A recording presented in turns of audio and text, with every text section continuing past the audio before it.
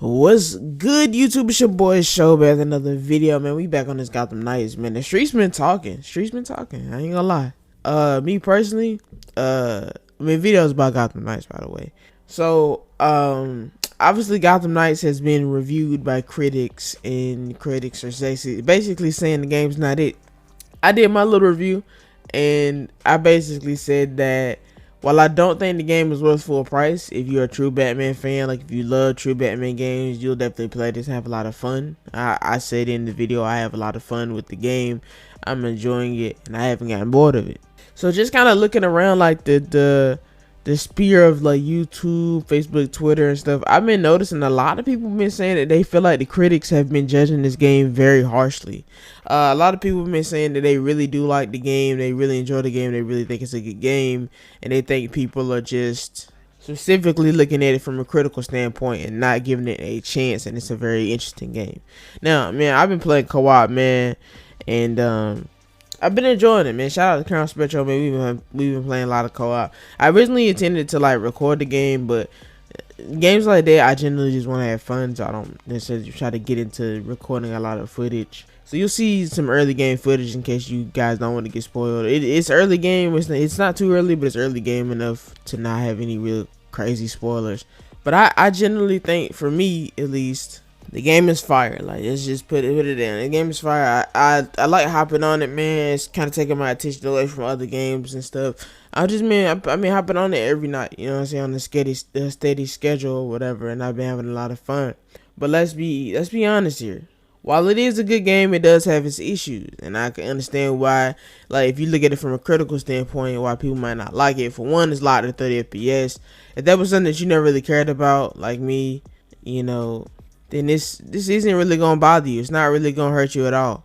The problem is that it does have like crazy frame drops when playing multiplayer sometimes. I don't know if they patched it, but it seems like it's gotten better to me. Maybe just getting through the first parts of the game.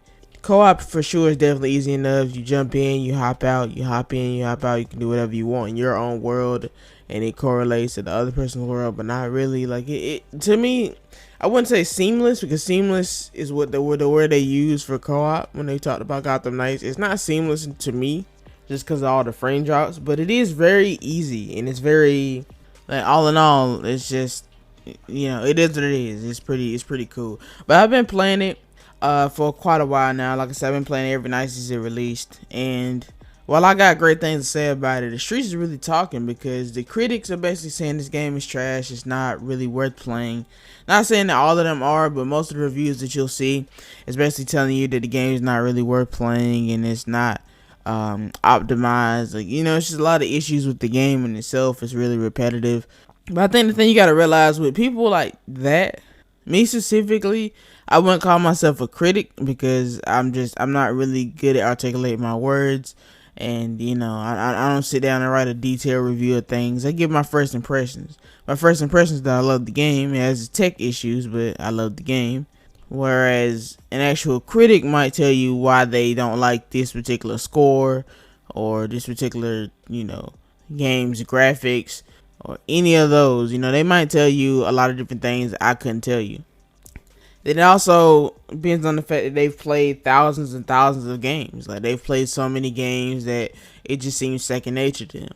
I mean, this makes sense in the long haul. Like, in the long of it, it makes sense, because, I mean, they played thousands of games. They played a lot of great games, and they realized that some games may be mediocre to them because they played so many games. Like the Arkham series, to me, I haven't played every Arkham game. I just haven't. I like the Arkham series. I think it's really great. I will be picking up the collection when it comes out on Switch, but I haven't played every Arkham game. So and the Arkham game I have played and beat, it's been a while. So when I look at a game like this, I don't necessarily look at it in the shadow of Arkham. Now, for you Batman fans, you might not know this comparison, but I think this is a very good comparison to me. But if you know it, you know, good on you. So Persona 5 is known as like one of the best JRPGs ever. Like, it's known as probably, it will go down as the GOAT of JRPGs. Not everybody likes it, but it's a big enough community that likes it that I would say any other game that is generally regarded as amazing. It's an amazing game. So when Shin Megami 5 came out, which is the parent of Persona. Shin Megami 5 is a game that actually Persona came from the SMT franchise. When they did the review for that specific franchise, a lot of reviewers used Persona 5 as a basis because Persona 5 was such a great game that people felt like if anything that Shin Megami lacked, if it exactly wasn't like another Persona, even though it was technically two different franchises under one umbrella, if it was anything different from Persona, that it would be viewed as a bad thing. I feel like that's the issue with the Arkham Knight series. It's like those are such great games that if you don't have every bells and whistles from that game, you're not gonna look at Gotham Knights like it's the best. You know, you may love those games, idolize those games, but you want to keep comparing it. They can say as much as they want to that it's not related. It's a different timeline.